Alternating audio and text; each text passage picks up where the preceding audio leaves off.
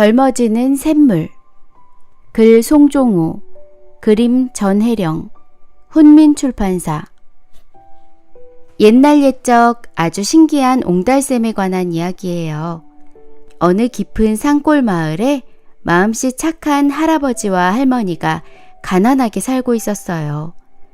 두 사람은 알콩달콩 행복했지만 아이가 없어서 조금은 쓸쓸했답니다.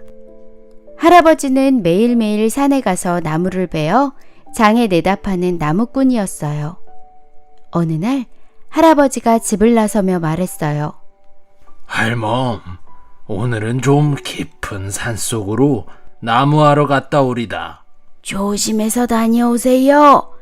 바느질을 끝내면 당신이 좋아하는 떡을 조금 해놓을게요. 할아버지는 등에 지게를 지고 부지런히 산으로 떠났어요. 쪼로롱 배쫑 쪼로롱 배쫑. 할아버지가 한참 산을 오르고 있는데 어디선가 파랑새 한 마리가 나타났어요. 허허, 참 예쁜 새로구나. 노랫소리는 더 예쁘네. 할아버지가 허허 웃으며 중얼거렸어요. 그런데 파랑새가 할아버지에게 마치 말이라도 거는 듯 계속 날갯짓을 하는 것이었어요. 저 새가 꼭 따라오라고 말하는 것 같구먼. 할아버지는 고개를 갸웃거리며 파랑새의 뒤를 쫓았어요. 숲 깊숙이 들어가자 향긋한 꽃냄새가 나고 시원한 바람이 솔솔 불어 할아버지의 땀을 식혀주었어요. 새야, 도대체 어디로 가는 거냐? 파랑새는 훨훨 날아가다 옹달샘에 이르자 날갯짓을 멈췄어요. 마침 목이 말랐는데 잘 됐군. 목 좀 죽여야지. 샘물은 아주 달고 맛있었어요. 참 시원하다. 내 평생 이렇게 맛있고 시원한 물은 처음 마셔보는군. 그런데 그 사이 파랑새는 사라져버렸어요. 갑자기 잠이 오네.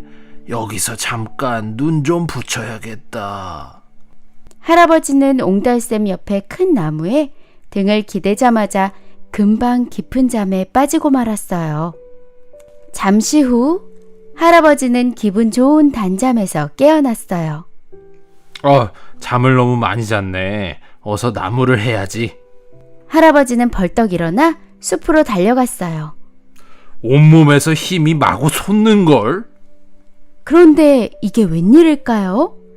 잠을 자는 사이에 할아버지는 힘센 젊은이로 변해 있었어요. 할아버지가 마신 샘물은 젊어지는 샘물이었답니다. 젊어진 할아버지는 나무를 한 짐 가득하고는 꽃노래를 흥얼거리며 집으로 돌아왔어요. 할아버지는 쿵덕쿵덕 절구질을 하고 있는 할머니를 보고 반갑게 말했어요. 여보, 나왔어. 아이고 뭐니, 댁은 누구쇼? 할머니는 젊은 사람이 찾아와 아는 체를 하자 이상하다는 듯이 되물었죠. 나요, 당신 남편 말이요. 할머니가 자세히 보니 젊었을 적 남편의 모습이 틀림없었어요. 아니, 이게 어떻게 된 일이에요? 할아버지는 그제야 거울로 자신의 모습을 살펴보았어요. 내가 어떻게 된 거지? 할아버지는 산에서 겪었던 일을 할머니에게 자세히 들려주었어요. 그럼 틀림없이 그 샘물 때문이구려?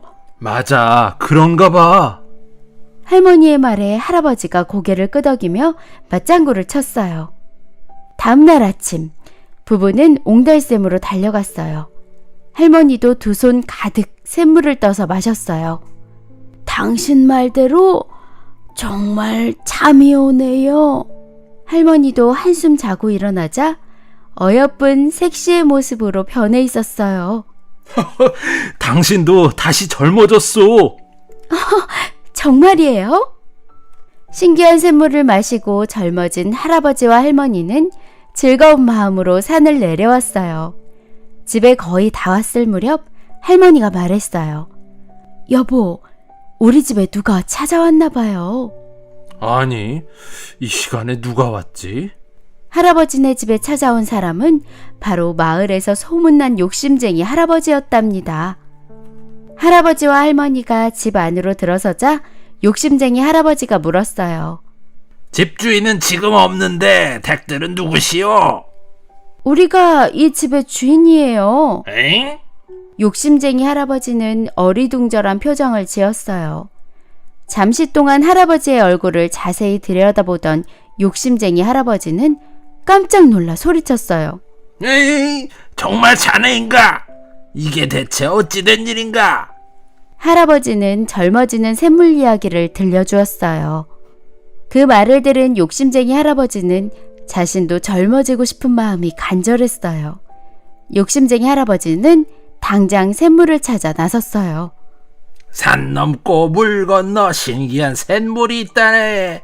그 샘물을 마시고 젊은 사람이 됐었나?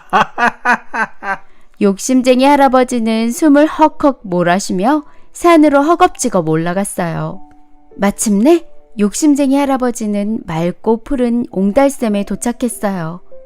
요게 바로 젊어지는 샘물이로구나. 욕심쟁이 할아버지는 샘물을 마시기 시작했어요.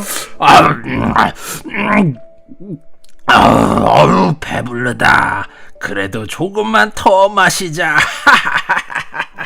욕심쟁이 할아버지는 배가 불룩 나올 때까지 샘물을 마시고 또 마셨어요.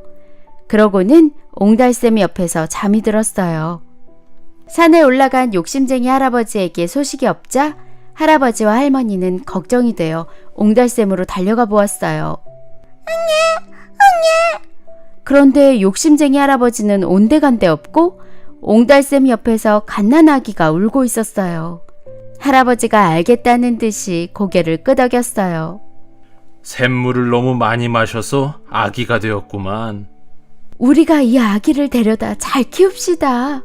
젊어진 할아버지와 할머니는 아기를 데려다 키우며 행복하게 잘 살았답니다.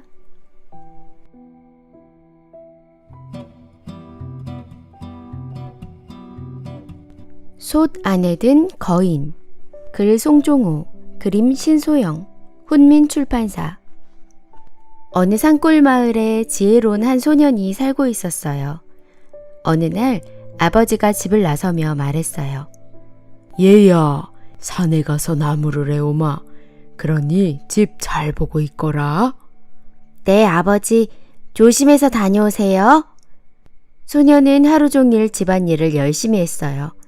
그런데 밤이 깊어가도록 아버지가 돌아오지 않았어요. 다음날 아침까지 아버지는 아무 소식이 없었어요. 소녀는 몹시 걱정이 되어 발을 동동 굴렀어요. 아버지에게 무슨 일이 생긴 게 분명해. 아버지를 찾으러 가야겠어. 소녀는 용감하게 산으로 올라갔어요. 아버지! 어디 계세요? 소녀는 큰 목소리로 아버지를 불렀어요. 하지만 소년의 목소리만이 메아리가 되어 돌아올 뿐이었어요. 소년은 산속을 오랫동안 헤맸어요. 배도 고파오고 기운도 점점 빠졌죠. 안 되겠다. 잠시 쉬었다 가야지. 소년은 커다란 나무에 기대어 쉬다가 그만 깜빡 잠이 들고 말았어요. 그렇게 얼마나 잠을 잤을까요? 갑자기 소년의 앞에 산신령이 나타났어요. 얘야, 어서 일어나거라. 네 아버지가 못된 거인에게 잡혀갔단다. 네? 아버지가 거인에게 잡혀갔다고요? 그럼 어떻게 해야 아버지를 구할 수 있나요? 벼룩 한 말, 빈대 한 말, 바늘 한 말을 준비해서 거인의 집을 찾아가거라. 산신령은 이렇게 말하고는 호련히 사라져버렸어요. 그 순간 소년이 잠에서 번쩍 깨어났어요. 큰일 났네. 어서 아버지를 구해드려야겠어. 소년은 구르듯 산을 뛰어내려가 마을 사람들에게 사정 이야기를 했어요. 저런 못된 거인 같으니라고. 우리가 가서 도와주마. 어서 가서 아버지를 구하자. 마을 사람들은 벼룩 한 말, 빈대 한 말, 바늘 한 말을 소년에게 얼른 모아주었답니다. 소년은 벼룩과 빈대와 바늘 한 말을 담은 3개의 자루를 등에 지고 다시 산으로 올라갔어요. 날이 곧 저물자 소녀는 머물 만한 곳을 찾아보았어요. 깊은 산 속에 외딴 집 한 채가 있었어요. 휴, 힘들다. 오늘은 저 집에서 쉬고 내일 아버지를 찾아야겠다. 집 안에는 큰 방과 작은 방이 하나씩 있었어요. 소녀는 작은 방으로 들어가 잠을 청했어요. 쿵! 쿵! 쿵! 바로 그때 밖에서 커다란 소리가 들려왔어요. 소년이 문틈으로 내다보니 험상궂은 거인이 광 앞에서 소리를 지르고 있었어요. 내가 이름을 부르면 큰 소리로 대답해. 대답하지 않는 사람은 크게 혼날 줄 알아. 이서방, 네, 김서방, 네. 박서방, 아이고, 네. 홍서방, 네. 문서방. 여기 있습니다. 광 안에서 사람들의 목소리가 새어나왔어요. 그 중에 소년의 아버지도 있었답니다. 거인은 이름을 다 부르자 크게 하품을 하며 중얼거렸어요. 한 사람도 도망치지 않았군. 이제 한숨 자고 일어나 볼까? 거인은 큰 방으로 들어가더니 눕자마자 드르렁 드르렁 코를 골았어요. 소녀는 기회는 이때야 하고 거인의 방에 들어가 벼룩한 말을 풀었어요. 얼마 뒤 거인은 온몸을 벅벅 긁으며 방에서 뛰쳐나왔어요. 가려. 웬 벼룩이 이렇게 득실거린담? 거인은 한참 동안 벼룩을 털어내느라 야단이었어요. 그러더니 이번에는 마루에 벌러덩 누워 또 잠이 들었어요. 소년이 다시 빈대한 말을 몰래 풀었어요.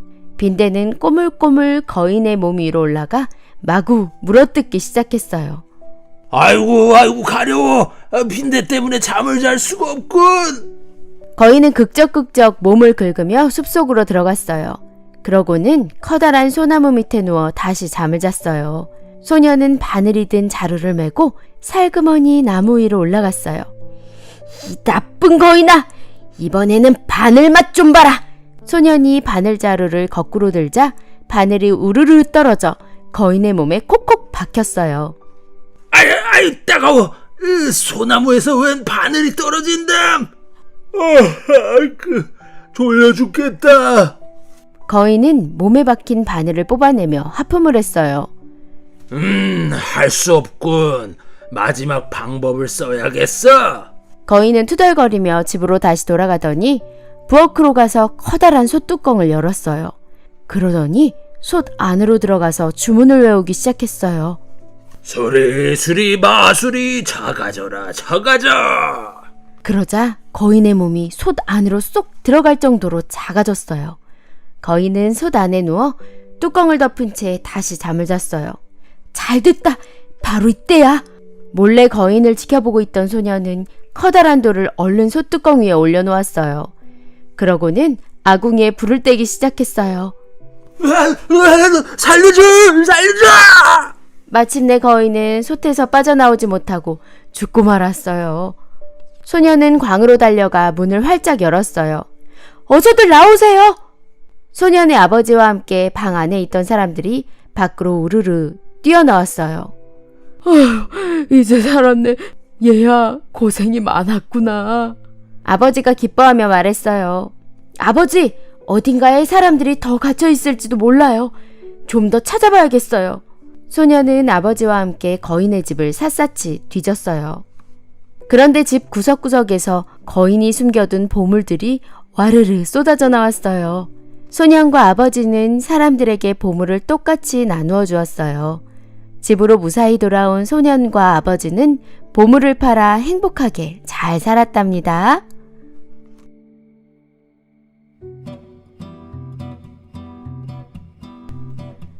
도깨비 감투. 글 배우정, 그림 김경아. 혼민출판사. 옛날 어느 마을에 갓을 만들어 파는 사람이 있었어요. 에잇, 하루 종일 쉬지 않고 갓을 만들어도 가난한 건 똑같으니 일할 맛이 안 생겨. 갓장이는 갓을 만드는 내내 투덜거리며 불평을 했어요. 마침 도깨비가 나무 위에서 갓장이를 내려다보고 희죽희죽 웃었어요. 간 만드는 일은 정말 너무 힘들어. 갓장이는 계속 투덜투덜 신세 타령을 했어요. 자신의 처지를 돌아보니 한심한 생각뿐이었어요. 불평만 하니 갓이 잘 만들어질 리가 없었죠. 그나마 만든 갓은 자꾸 비틀어지기만 했어요. 이놈의 갓이 이제 말도 안 듣네. 갓장이는 화를 내며 갓을 방바닥에 휙 던졌어요. 왜 죄 없는 갓에 화풀이를 하고 그래? 갑자기 갓장이 앞에 도깨비가 나타나 말했어요. 남이야 뭐라든 무슨 참견이요? 갓장이는 무심결에 대꾸를 해놓고는 뒤늦게 도깨비라는 걸 깨닫고 뒤로 벌렁 자빠졌어요. 갓장이 살려! 에헤, 호들갑 떨기는 안 잡아먹을 테니 안심하게. 하지만 갓장이는 안절부절 못하며 어쩔 줄 몰라 했어요. 가까스로 정신을 차린 갓장이가 물었어요. 그런데 도깨비가 나한테 무슨 볼일이 있어? 어흠, 아저씨의 소원을 풀어주려고 왔지. 도깨비는 감투에 입김을 호호 불며 말을 이었어요. 네, 투덜투덜거리지만 말고 얼른 소원이나 말해봐. 아, 소원이야 많죠. 무엇보다 간 만드는 일을 하지 않고 놀고 먹을 수는 없을까요? 놀고? 갓장이는 갓 만드는 일이 너무 힘들다며 주절주절 불평을 늘어놓았어요. 도깨비가 고개를 천천히 끄덕이며 말했어요. 나한테 좋은 방법이 있지. 앞으로 이 갓을 쓰고 다니게. 그러면 자네의 소원이 이루어질 거야. 도깨비는 들고 있던 감투를 갓장이에게 씌워주고는 휑 하고 사라져버렸어요. 갓장이는 어리둥절해하며 감투를 만져보았어요. 대체 이 감투가 어떻게 소원을 들어준다는 거야? 갓장이는 여전히 불평을 멈추지 않았어요. 이 감투가 돈을 주나 배부르게 해주나? 에이! 마침 갓장이의 아내가 방 안으로 들어왔어요. 이 양반이 갓은 만들다 말고 어디를 갔나? 갓장이의 아내는 방 안을 휙휙 두리번거렸어요. 나 여기 짠소! 할망구가 이제 눈이 멀었나? 에고만이나! 빈방에서 말소리가 타나네? 갓장이는 슬슬 화가 나기 시작했어요. 그래서 아내에게 다가가 버럭 소리를 질렀어요. 이래도 내가 정말 안 보인단 말이야? 하지만 아내는 눈만 끔뻑거릴 뿐이었어요. 갓장이는 너무 답답해 감투를 벗으며 얼굴을 확 내밀었어요. 설마 이제 보이겠지? 아이고 깜짝이야. 당신 언제 들어왔소? 그 순간 갓장이는 무릎을 탁 쳤어요. 이제 알았다. 도깨비가 거짓말을 한 건 아니로군. 갓장이는 얼른 감투를 아내의 머리에 씌워보았어요. 그러자 아내의 모습이 순식간에 사라졌죠. 그럼 그렇지. 이건 도깨비 감투가 분명해. 갓장이는 매우 기뻐했어요. 이 양반이 뭘 잘못 드셨나? 아니 왜 여자에게 감투를 씌우고 난리예요? 갓장이의 아내는 무슨 영문인지 몰라 방문을 쾅 닫고 밖으로 나가버렸어요. 도깨비 감투를 쓰고 밖으로 나가볼까? 갓장이는 생각만 해도 낄낄 웃음이 나왔어요. 수다쟁이 아내가 알면 금방 소문이 나겠지? 갓장이는 도깨비 감투의 비밀을 혼자만 알고 있기로 했어요. 잠깐 장터에 나갔다 오겠소. 갓장이가 감투를 들고 집을 나서자 아내가 쫓아나와 잔소리를 늘어놓았어요. 갓은 만들지 않고 장터엔 왜 가신대요? 잠자코 있게나 좋은 일이 생길 거야. 갓장이는 장터에 가는 길에 잔치집부터 들렀어요. 먼저 배부터 채우고 가야겠다. 감투를 쓴 갓장이는 상위에서 맛있는 음식만 골라 먹었어요. 갓장이는 배가 부르자 슬슬 따분해졌어요. 그래서 옆에 앉은 양반의 머리를 한 대 콕 쥐어박았죠. 아유, 왜 남의 머리를 쥐어박고 난리야? 머리를 얻어맞은 양반이 옆 사람의 멱살을 잡고 소리쳤어요. 에이, 네 놈이냐? 이거 재밌는걸? 가짱이의 장난 때문에 잔치집은 금세 아수라장이 되고 말았어요. 가짱이는 얼른 장터로 달려갔어요. 그러고는 필요한 물건을 훔치기 시작했어요. 이것도 좋고 저것도 좋네. 이제 나는 부자다. 장사꾼들은 물건이 없어지는 걸 전혀 눈치채지 못했어요. 아휴, 훔치는 일도 힘들구나. 좀 쉬어야지. 가짱이는 길 한구석의 모닥불 옆에 주저앉았어요. 그때 갑자기 바람이 휙 불면서 불똥이 날아들었어요. 그런데 하필이면 불똥이 감투에 구멍을 내버렸지 뭐예요. 에이, 재수없게. 이놈의 불똥이 감투에 날아들 게 뭐람? 집으로 돌아온 가짱이는 아내에게 갓을 꿰매라고 했어요. 가짱이의 아내는 갓을 꿰매며 중얼거렸어요. 다 찌그러지고 구멍 뚫린 감투가 뭐가 그리 좋다고 하루 종일 보물단지처럼 가지고 다니나 몰라? 가짱이의 아내는 구멍난 갓을 흰 실로 촘촘히 꿰매어 놓았어요. 여기 있어! 제발 게으름 피우지 말고 열심히 갓이나 만들어요! 가짱이는 주막에 들러 술상 앞으로 다가갔어요. 술이나 한 잔 얻어 마실까? 가짱이는 술상에 있는 술잔을 들고 벌컥벌컥 마셨어요. 누가 내 술을 훔쳐 마시고 있어? 사람들은 술잔이 저절로 비어지자 깜짝 놀랐어요. 그때 하얀 실이 공중에서 어른거렸어요. 하하, 저 실 좀 보게. 실이 술을 마시고 있네. 얼른 도망가야지. 잘못하면 큰일 나겠어. 가짱이는 재빨리 도망을 쳤어요. 그러자 하얀 실이 둥실둥실 떠갔어요. 저 술도둑을 잡아라! 사람들이 몽둥이를 들고 쫓아왔어요. 가짱이가 허둥거리다가 넘어지는 바람에 감투가 훌렁 벗겨지고 말았죠. 에이, 내 이놈! 니놈 짓이었구나. 가짱이는 사람들에게 붙잡혀 흠씬 두들겨 맞았어요.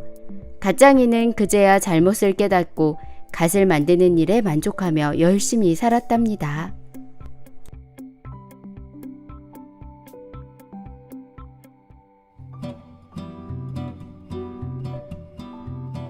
말하는 남생이. 글 배효정, 그림 김세진, 훈민출판사. 옛날 어느 마을에 아버지를 일찍 여의고 홀어머니를 모시고 사는 형제들이 있었어요. 하루는 맏아들이 동생들을 불러 말했어요. 아버지가 안 계시니 내가 제일 어른이다. 그러니 내 말에 무조건 따라야 한다. 동생들은 무슨 이야기인가 해서 어리둥절했어요. 둘째야, 너는 이제 다 컸으니 집을 나가 내 힘으로 먹고 살거라. 하루아침에 집에서 쫓겨난 둘째 아들은 산에 오두막집을 짓고 나무를 해다 팔아 겨우 끼니를 이었어요. 하지만 맏아들은 아버지에게 물려받은 재산으로 편안하게 살고 있었죠. 그런데도 툭하면 동생들을 구박하며 못살게 굴었어요. 이 게으른 녀석들아! 어서 썩 나가서 일하지 못해?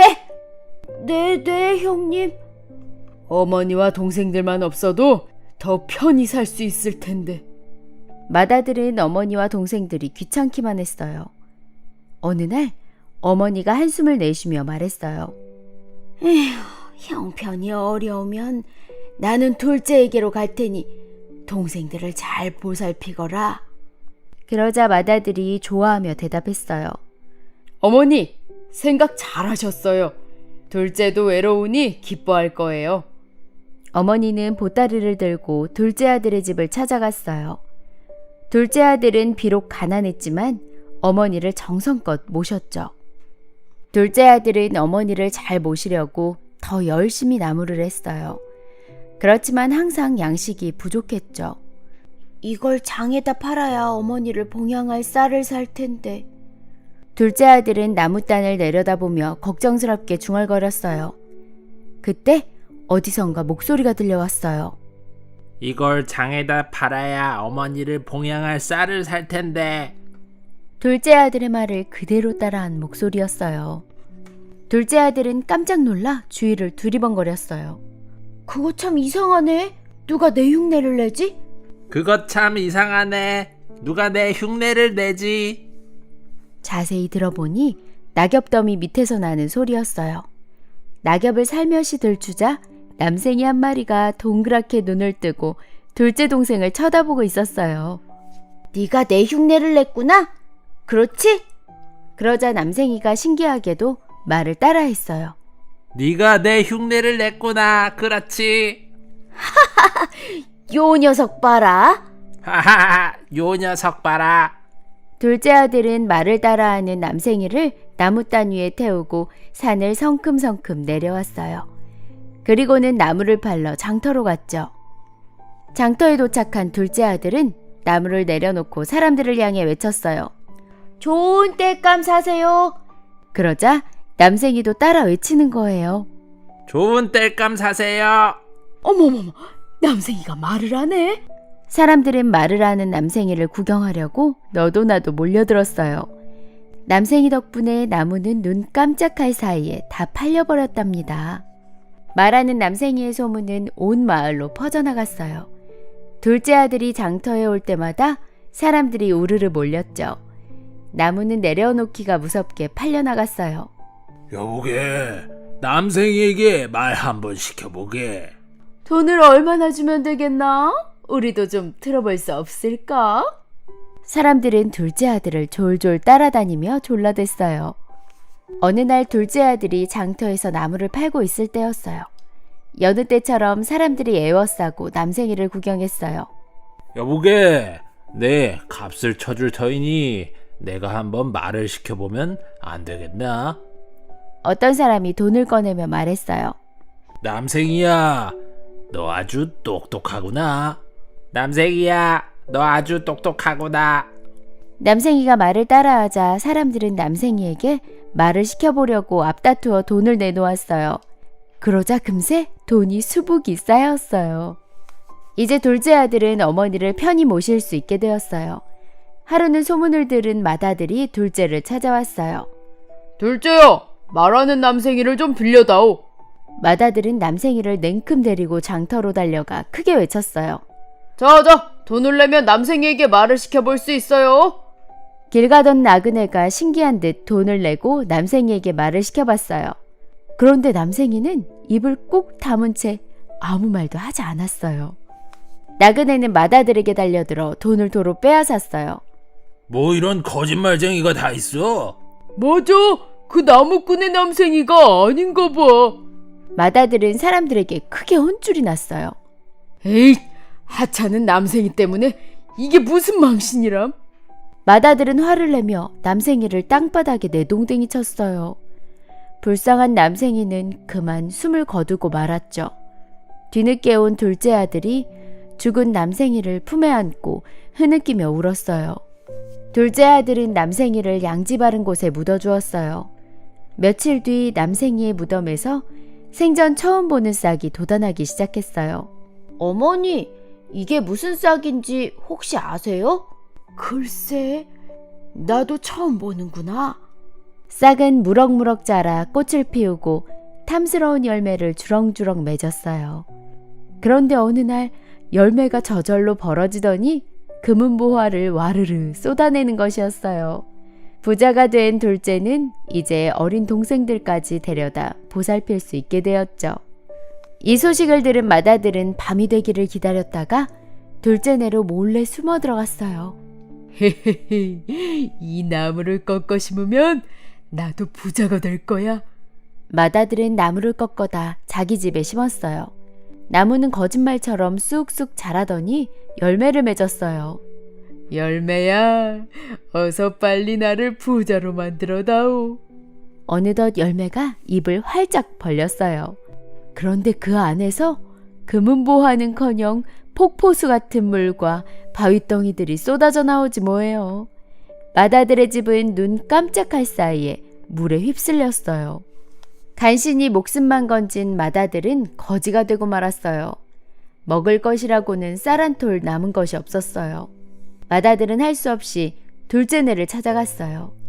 어머니, 용서해 주세요. 제가 잘못했습니다. 맏아들은 눈물을 흘리며 자신의 잘못을 뉘우쳤어요. 어머니와 둘째 동생은 형을 반갑게 맞이했어요. 형제들은 다시 모여 행복하게 살았답니다.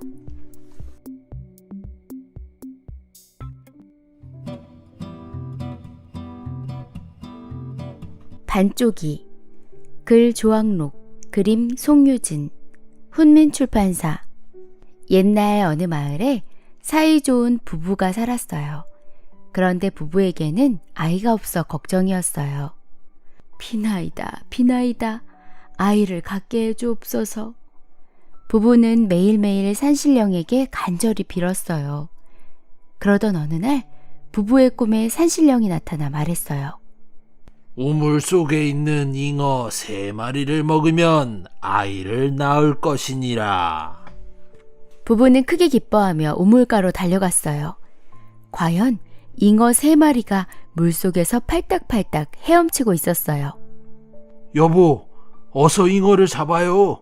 그런데 잉어 2마리를 잡고 3번째 잉어를 막 건져내는 순간 갑자기 고양이가 나타나 잉어를 가로채 갔어요.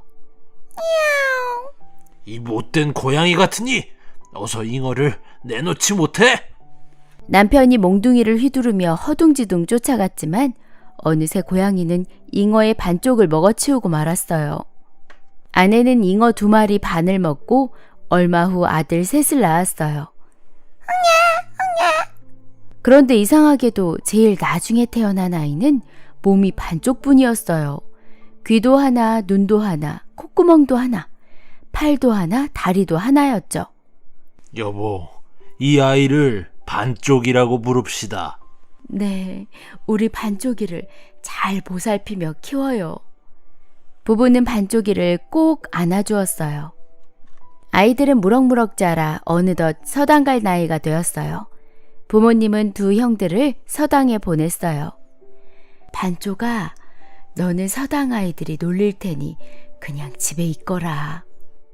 반쪽이는 글 공부를 하지 못해 슬펐지만 산에 가서 나무를 하고 농사도 지으며 부모님을 도와드렸어요. 반쪽이는 힘이 무척 세서 뭐든지 척척 해냈어요. 하, 힘만 센 바보. 형들은 반쪽이를 놀리며 같이 놀아주지 않았어요. 여러 해가 지나 형들은 과거를 보러 가기 위해 집을 떠나게 되었어요. 형님들, 나도 함께 갈래요. 반쪽이도 짐을 꾸려 형들을 뒤쫓아왔어요. 글도 모르는 네가 무슨 과거를 본다는 거야. 그래, 너는 집이나 지키고 있어. 형들은 반쪽이를 비웃으며 머리를 콩콩 쥐어박았어요. 하지만 반쪽이는 무작정 형들을 따라 나섰어요. 에이, 이 녀석 말로 해서는 안 되겠는걸? 형들은 졸졸졸 쫓아오는 반쪽이를 커다란 바위에 꽁꽁 묶어놓고 가버렸어요. 이런다고 내가 못 따라갈까봐? 반쪽이는 으라차차 힘을 내어 바위를 쑥 뽑더니 등에 짊어지고 집으로 돌아갔어요. 그러자 어머니가 깜짝 놀라 물었어요. 아이고, 반쪽아, 그게 뭐냐? 어머니께서 앉으실 바위 의자예요. 쿵! 반쪽이는 바위를 마당에 내려놓자마자 헐레벌떡 다시 형들을 쫓아갔어요. 형님들! 같이 가요! 에휴, 저 녀석이 또 따라오네. 나한테 좋은 생각이 있어. 큰형은 슬쩍 나무 뒤에 몸을 숨겼다가 반쪽이가 뛰어오자 팔을 확 잡아당겨 넘어뜨렸어요. 아무리 힘이 세도 이번에는 꼼짝 못할걸? 형들은 큰 나무에 반쪽이를 또 묶어놓고 가버렸어요. 이까짓 나무쯤이야 문제없어! 반쪽이는 나무를 우지끈 뿌리채 뽑더니 껑충껑충 뛰어 집으로 갔어요. 어머니는 2 눈이 휘둥그레졌죠. 반쪽아, 그게 웬 나무니? 우리 집 마당에 시원한 그늘을 만들려고요. 반쪽이는 나무를 내려놓고 다시 형들을 쫓아갔어요. 에이, 정말 끈질긴 녀석일세. 형들은 한숨을 내쉬며 반쪽이를 칡덩굴로 묶어 깊은 산속에 버려두었어요. 형들은 왜 나를 싫어할까? 반쪽이가 힘을 주자 칡덩굴이 툭툭 끊어졌어요. 그때 어디선가 어흥 하고 호랑이들이 나타났어요. 반쪽이는 용기 있게 소리쳤어요. 나한테 까불지 마.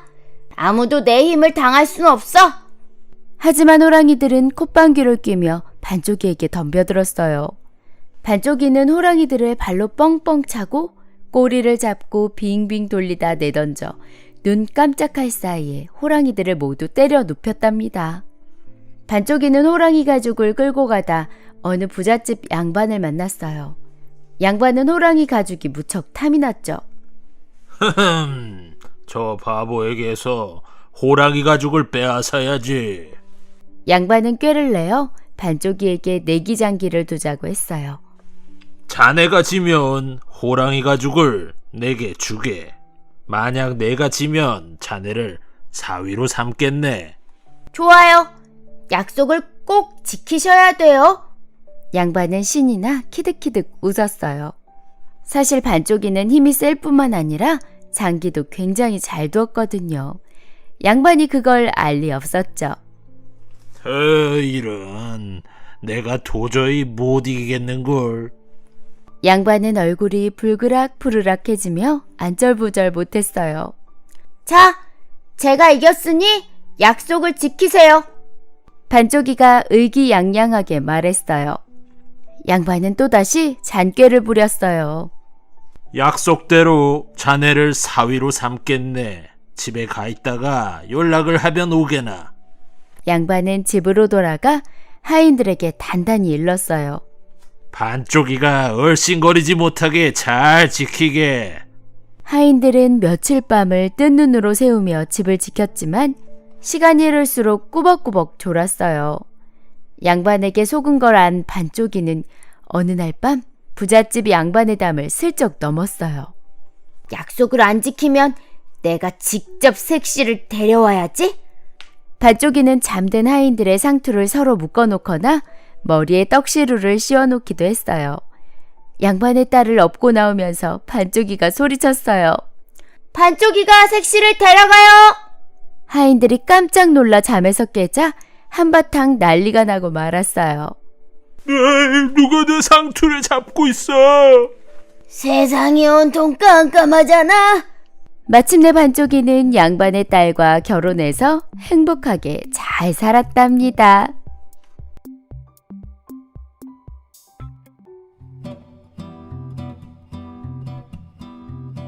선녀와 나무꾼. 글 김주현, 그림 김재진, 훈민출판사. 아주 오랜 옛날의 일이에요. 한 마을에 나무꾼이 살았어요. 나무꾼은 홀어머니를 모시며 부지런히 일했죠. 마음씨 착한 나무꾼은 산속 동물들도 좋아했어요. 어느 날 나무꾼이 산속에서 나무를 하고 있을 때였어요. 사슴 한 마리가 헐레벌떡 뛰어오더니 나무꾼에게 다급한 목소리로 말했어요. 아저씨, 저 좀 숨겨주세요. 사냥꾼이 저를 잡으러 쫓아와요. 어서 저기에 숨어라. 나무꾼은 뒤쪽 수풀을 가리켰어요. 사슴은 얼른 수풀 속으로 들어갔죠. 조금 뒤에 사냥꾼이 뛰어왔어요. 방금 이쪽으로 도망친 사슴 못 봤어? 나무꾼은 태연하게 말했어요. 그 사슴요? 저기 저 아래로 도망갔어요. 사냥꾼은 주위를 둘러보더니 나무꾼이 말한 쪽으로 뛰어갔어요. 자, 이제 나오렴. 사냥꾼이 가고 보이지 않자 나무꾼이 사슴에게 말했어요. 고맙습니다. 대신 소원을 들어드릴게요. 사슴은 은혜를 갚겠다며 소원을 물었어요. 그래? 내 소원이야. 예쁜 색시와 결혼하는 거지. 그러자 사슴이 말했어요. 보름달이 뜨면 산꼭대기 연못으로 가보세요. 선녀들이 날개옷을 벗어놓고 목욕을 하고 있을 거예요. 그때 날개옷을 하나만 감추세요. 그러면 선녀는 하늘로 올라가지 못하고 결혼을 하게 될 거예요. 아이 셋을 낳을 때까진 날개옷을 절대 보여주면 안 돼요. 드디어 보름달이 뜨는 날이 되었어요. 나무꾼은 산꼭대기에 올라가 연못 옆에 숨었어요. 정말이네? 보름달이 떠오르자 하늘에서 선녀들이 내려왔어요. 이야, 정말 예쁘다. 선녀들은 날개옷을 벗어 나뭇가지에 걸었어요. 그리고는 연못에 들어가 목욕을 하기 시작했어요. 나무꾼은 얼른 날개옷 하나를 감추고 다시 숨었어요. 달이 기울자 선녀들이 연못에서 나왔어요. 선녀들은 날개옷을 입었어요. 하지만 막내 선녀는 날개옷을 못 찾아 발만 동동 굴렀죠. 이런 어쩌지? 조금 있으면 하늘문이 닫힐 텐데. 잘 찾아보렴. 선녀들은 막내만 남기고 하늘로 올라갔어요. 혼자 남게 된 막내 선녀는 눈물을 흘렸어요. 저 선녀님, 이 옷을 입으세요. 그때 나무꾼이 미리 준비한 옷을 선녀에게 내밀었어요. 이 옷으로는 하늘로 올라갈 수 없어요. 선녀는 옷을 입으면서도 울음을 그치지 않았어요. 나랑 같이 살아요. 내가 행복하게 해줄게요. 선녀는 한참 나무꾼을 보더니 가만히 고개를 끄덕였어요. 나무꾼과 선녀는 동물들에게 둘러싸여 결혼식을 올렸어요. 우리 며느리 예쁘기도 하지. 나무꾼의 어머니는 선녀를 바라보며 흐뭇해했어요. 사슴은 벙글거리는 나무꾼에게 다가가 귓속말을 했어요. 아저씨, 잊으면 안 돼요. 아이 셋 낳기 전에는 절대로 날개옷을 보이지 마세요. 알았어. 걱정하지 마. 나무꾼은 대답을 하면서도 선녀만 바라보았어요. 선녀를 아내로 맞은 나무꾼은 전보다 더 부지런히 일했어요. 나랑 결혼해 주어서 고마워요. 나무꾼은 선녀를 무척이나 사랑했어요. 저를 아껴주어서 고마워요. 선녀도 나무꾼을 사랑했죠. 선녀와 나무꾼은 그렇게 살면서 두 아이를 낳았어요. 하루는 선녀가 하늘을 쳐다보며 휴 한숨을 쉬었어요. 무슨 걱정거리라도 있나요? 나무꾼이 선녀에게 물었어요.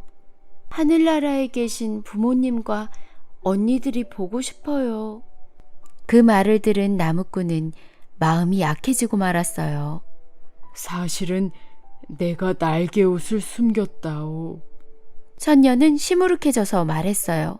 저도 알고 있어요. 선녀는 눈물을 흘리며 애원했어요. 서방님, 날개옷을 한 번만 입게 해주세요. 마음씨 착한 나무꾼은 할 수 없다는 듯 날개옷을 갖다 주고 말았어요. 아, 내 날개옷. 선녀는 날개옷을 입더니 두 아이를 안았어요. 그리고는 두둥실 하늘로 날아올랐어요. 여보, 돌아와요! 나무꾼이 소리치며 따라갔지만 선녀는 점점 더 멀어졌어요. 나무꾼은 깊은 슬픔에 잠겼어요. 왜 제 말을 듣지 않았어요? 어느 날 사슴이 찾아와 말했어요. 보름달이 뜨면 산꼭대기 연못에 두레박이 내려올 거예요. 그 두레박을 타고 오르면 선녀님과 아이들을 만날 수 있을 거예요. 나무꾼은 연못으로 갔어요. 보름달이 뜨자 정말로 하늘에서 커다란 두레박이 내려왔어요. 선녀들이 쓸 목욕물을 깃는 것이었죠. 나무꾼은 얼른 두레박에 올라탔어요. 하늘나라로 올라간 나무꾼은 선녀와 아이들을 만나 행복하게 지냈어요. 하지만 다시 슬픔에 잠겼어요. 혼자 계신 어머니를 생각하니 마음이 아파요. 선녀도 나무꾼의 슬픔을 알 것 같았어요. 그래서 나무꾼에게 날개가 달린 용마를 구해주었어요. 이걸 타고 어머니를 뵙고 오세요. 하지만 절대로 말에서 내리면 안 돼요. 나무꾼은 용마를 타고 집으로 가서 어머니를 만났어요. 어머니는 아들을 보자 눈물을 흘리며 기뻐했어요. 그리고는 마침 쑤어둔 호박죽을 떠가지고 왔어요. 얘야, 네가 좋아하는 호박죽 좀 먹고 가렴. 아, 뜨거! 나무꾼은 호박죽을 받다 그만 용마에서 떨어지고 말았어요. 용마는 깜짝 놀라며 하늘로 날아가 버렸어요. 용마야, 돌아와! 나무꾼이 소리쳤지만 용마는 돌아오지 않았어요. 그 뒤로 나무꾼은 선녀와 아이들이 보고 싶어 매일 하늘을 보며 울었대요. 죽은 뒤에도 수탉이 되어 하늘을 보며 울었대요.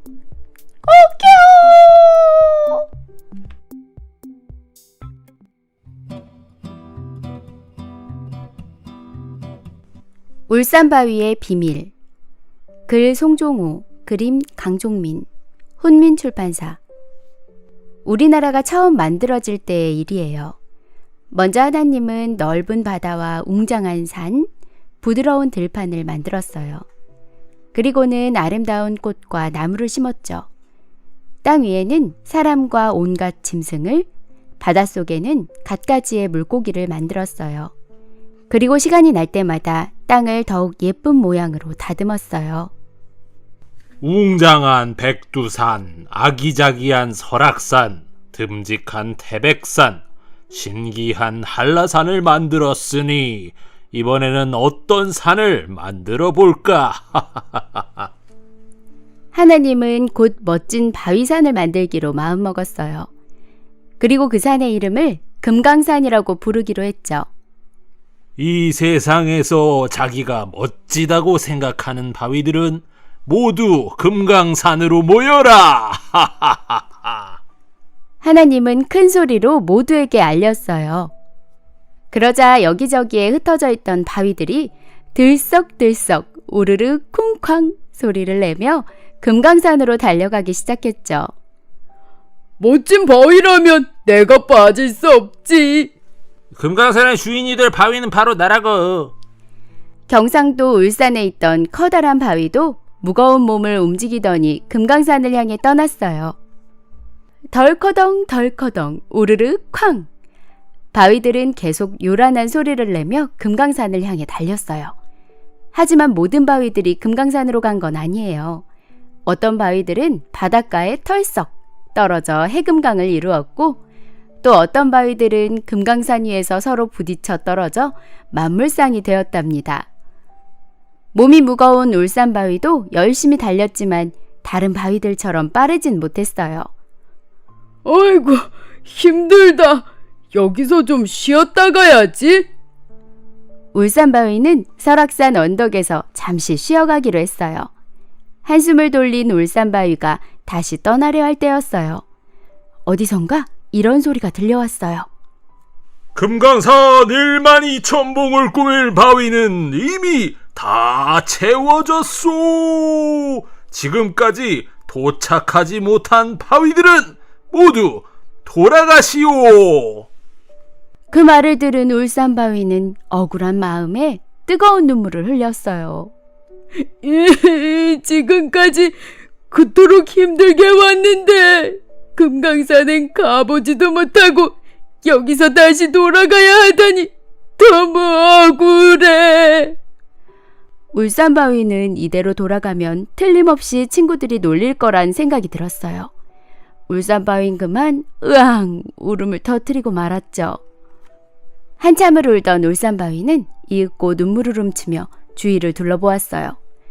그런데 주위의 경치가 무척이나 아름다웠어요. 설악산의 경치도 참 빼어나구나. 여기에 그냥 있어야겠다. 울산바위는 고향으로 돌아가지 않고 설악산에서 살기로 마음먹었답니다. 울산바위는 곧 설악산의 명물이 되었어요. 울산바위를 보려고 사람들이 줄을 잇는다는 소문에 울산 원님은 도저히 참을 수가 없었어요. 울산의 자랑인 울산바위가 설악산의 명물이 되다니, 말도 안 돼. 내가 가서 울산바위를 되찾아 와야겠군. 울산 원님은 짐을 꾸려 양양 원님을 찾아 길을 떠났어요. 안녕하십니까? 저는 울산바위가 살던 울산고을의 원입니다. 아이고, 정말 먼 길을 오셨습니다. 양양 원님은 울산 원님을 정성껏 맞이했어요. 울산은 여기서 아주 먼 곳인데 무슨 일로 오셨는지요? 에헤이, 울산바위 때문이랍니다. 울산바위라고요? 양양 원님은 당황해서 울산 원님을 바라보았어요. 울산바위가 설악산에 와 있다는 것은 알고 계시지요? 알고 있습니다만 그게 무슨 문제가 되는 일입니까? 그 말에 울산원님이 화를 내며 말했어요. 에헤이! 양양에서 우리 울산바위를 빌려 쓰고 있으니 쓰시는 것만큼 세를 내셔야 하지 않겠습니까? 울산원님의 말에 양양원님은 기가 막혔어요. 내가 언제 울산바위에게 부탁이라도 했나? 자기 마음대로 와 있는 울산바위에 세를 내라니. 양양원님은 억울했지만 울산바위가 설악산에 와 있는 게 사실이니 할 말이 없었어요. 먼 길을 오느라 수고가 많으셨는데 오늘은 우선 푹 쉬시지요. 양양원님이 걱정에 잠겨있자 아들이 물었어요. 아버님, 무엇을 그렇게 생각하세요? 양양원님은 아들에게 울산원님의 이야기를 들려주었어요. 그러자 아들은 빙그레 웃으며 말했어요. 아무 걱정 말고 제 말대로만 하세요. 아들은 원님의 귀에 대고 무슨 말인가를 속닥속닥 속삭였어요. 양양원님의 얼굴이 금세 환하게 밝아졌어요. 다음 날 울산원님이 양양원님을 찾아갔어요. 오늘은 세를 받아서 돌아가야겠습니다. 양양원님은 안타까운 표정을 지었어요. 울산바위가 설악산에 있으니 얼마나 속이 상하십니까? 그런데 저희들도 그 바위 때문에 실은 고민이 많답니다. 솔직히 그 바위는 아기자기한 설악산에는 어울리지가 않죠. 이게 무슨 소리야? 울산원님은 깜짝 놀랐어요. 마침 원님이 와주셔서 너무도 고맙습니다. 제발 울산바위를 데리고 가주십시오. 양양원님은 한술 더 떴어요. 울산바위를 안 가져가시려면 그 바위가 차지하는 만큼의 자릿세를 내셔야겠습니다. 그러자 울산원님이 웃으면서 말했어요. 아이고, 제가 어제 한 말은 농담이었습니다. 울산바위는 설악산에 아주 잘 어울려요. 말을 마친 울산원님은 허둥지둥 돌아갔죠. 그 뒤부터 울산바위는 아무 걱정 없이 설악산에서 살 수 있게 되었답니다.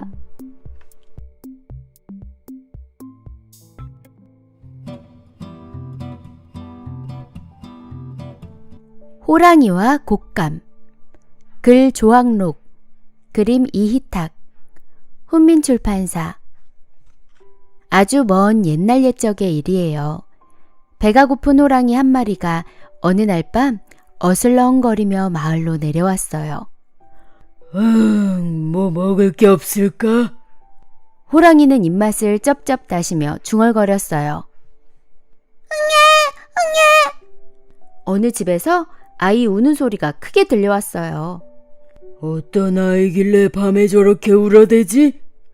울음 안 그치면 곰한테 줄 거야. 방에서 아이를 달래는 엄마의 목소리가 들렸어요.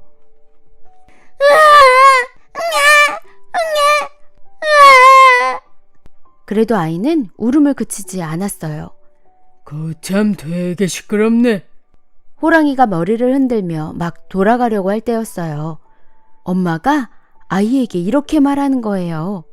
너 자꾸 울면 호랑이한테 준다. 뭐? 나한테 아이를 준다고? 호랑이는 귀가 번쩍 뜨였어요. 호랑이는 방문 앞에 자리를 잡고 앉았어요. 아이는 여전히 울음을 그치지 않았어요. 그 녀석 내가 무섭지도 않나? 하지만 호랑이는 아이가 계속 울기를 바랐어요. 그래야 엄마가 아이를 냉큼 줄 테니까요. 호랑이는 울음소리를 들으며 빙그레 웃었어요. 옳지. 어서 더 크게 울어라. 이제 곧 내게 아이를 던져주겠지? 그때 호랑이의 배에서 꼬르륵 꼬르륵 소리가 힘차게 울렸어요. 호랑이는 눈을 가늘게 뜨고 침을 꿀꺽 삼켰어요. 그러나 아이가 아무리 울어대도 엄마는 아이를 호랑이에게 내주지 않았어요. 채, 도대체 언제 아이를 주겠다는 거야? 한참 앉아 있었더니 엉덩이가 몹시 시렸어요. 기다리다 지친 호랑이는 벌떡 일어났어요. 그때 엄마가 이렇게 말했어요. 얘도 참. 그래, 곶감 여기 있다, 여기 있어. 그러자 아이가 언제 울었냐는 듯 울음을 뚝 그쳤어요. 어라? 저 녀석 봐라. 호랑이는 눈이 휘둥그레졌어요. 곶감? 그게 얼마나 무섭길래 아이가 울음을 그치지? 호랑이는 머릿속으로 커다란 괴물을 그렸어요. 어이구, 어서 도망가야지.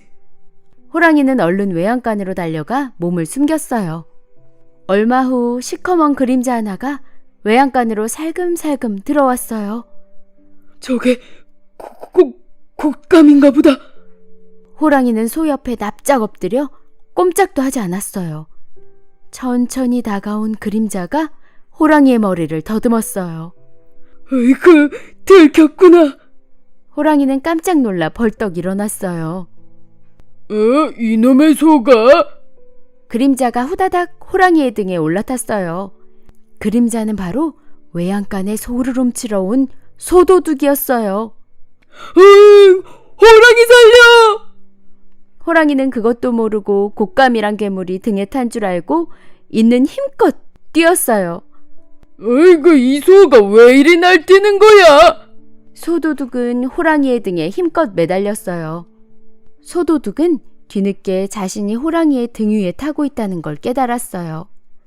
이런, 호랑이였잖아. 지금 떨어지면 정말 큰일 날 거야. 호랑이가 으르렁거리며 빨리 달릴수록 소도둑은 호랑이의 등에 찰싹 달라붙었어요.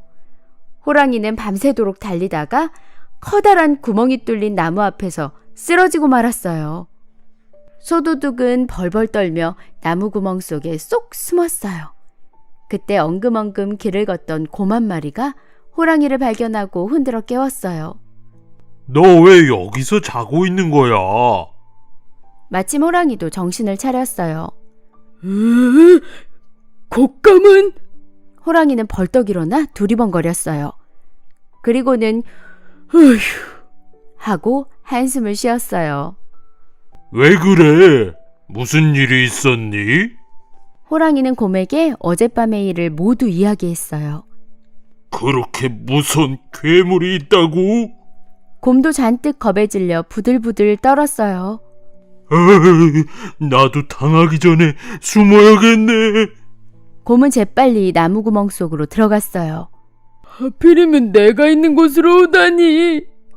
나무구멍 속에 숨어있던 소도둑은 곰이 들어오자 어쩔 줄 몰랐어요. 에라, 모르겠다. 소도둑은 곰에게 냅다 발길질을 했어요. 곰이 소리를 지르며 쓰러졌어요. 곶감이다. 저 속에 숨어 있었구나. 호랑이는 걸음아 날 살려라 하고 도망을 쳤어요. 같이 가! 곰도 허둥대며 호랑이를 쫓아갔어요.